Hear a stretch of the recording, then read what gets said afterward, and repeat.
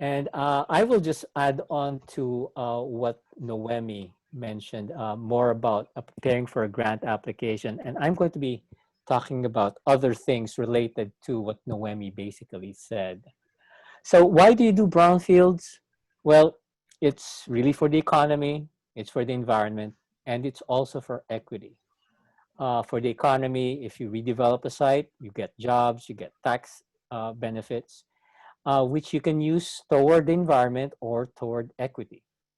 And I think in Hawaii, affordable housing is probably number one, and you have some equity issues as well, and public health. And but what are the barriers to brownfields redevelopment? Well, you heard a lot of it during this last 2 days. Cleanup costs are big question marks, and you have no idea what the cleanup costs are. So the implications are there's a lot of requirements for public funding and investment to make things happen, and targeted public investments are necessary, and including, let's see, somebody wants me to turn on my video, just a moment. Okay, I will turn this one off. All right. So, so implication is targeted public investment. Should also, an example of public investment is what Honolulu is doing. They are targeting their investments toward Hart and the Brownfields area. So that's just an example of what the implications of public funding and financing are, and investments of effort.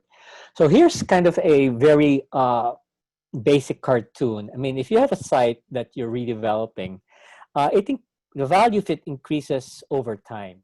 First, you have the land value, and then over time, you purchase it, maybe you clean it up if necessary, you prepare the site, and you redevelop. So over time, you invest into it, the value of that property increases. But if you have a brownfield, you're already below the red line, because many times your property has a negative value, and you're already playing catch up. So those sites get left behind because people prefer the site on top of that, those that don't have any issues. And so what is this process? What's this brownfields redevelopment process though? So I mentioned site identification, access and acquisition, remediation, prep, and redevelopment. And when you're doing a brownfield redevelopment, whether you're doing area-wide or you're doing just one site, you have to be strategic about what you need to do, who you can do it with, when you need to do it, and how much you need.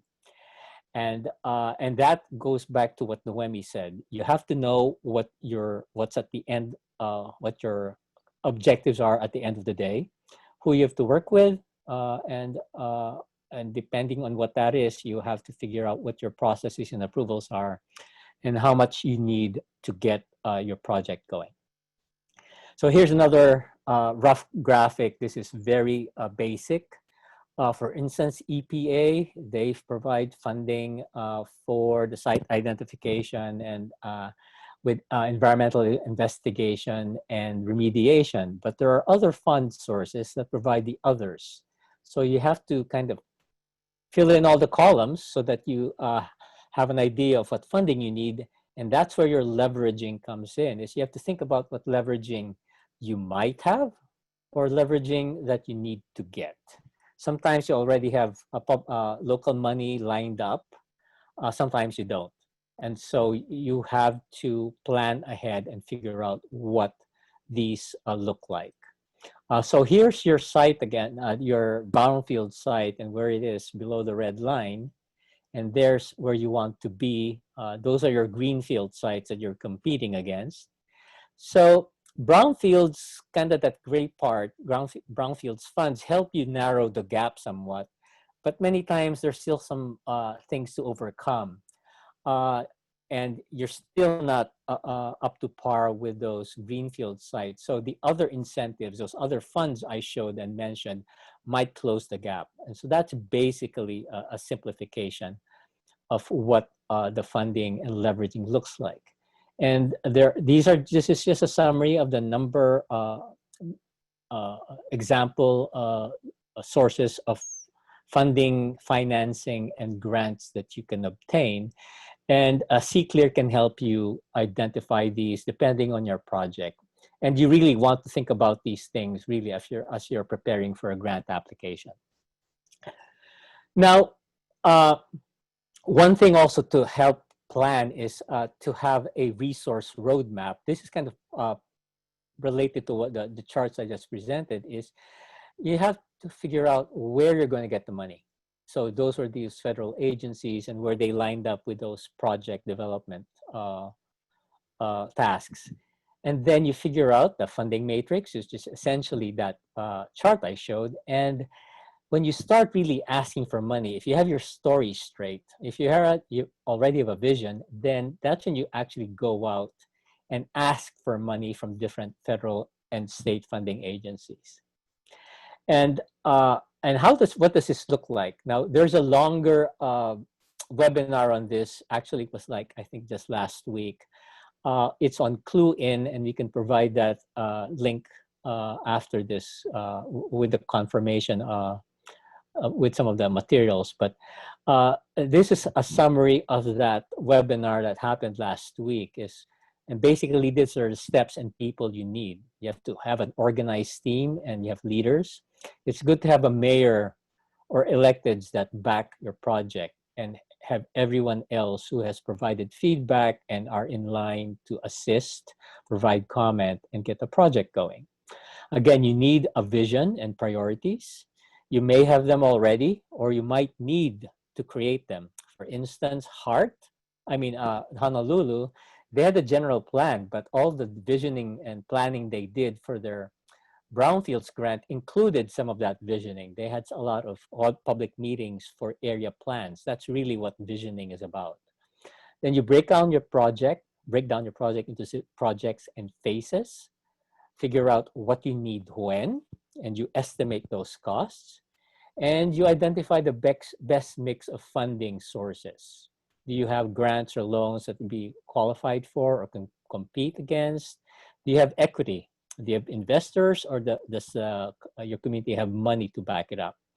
And then when you need the money, and then you create that resource roadmap. And then now, not everything comes from grants.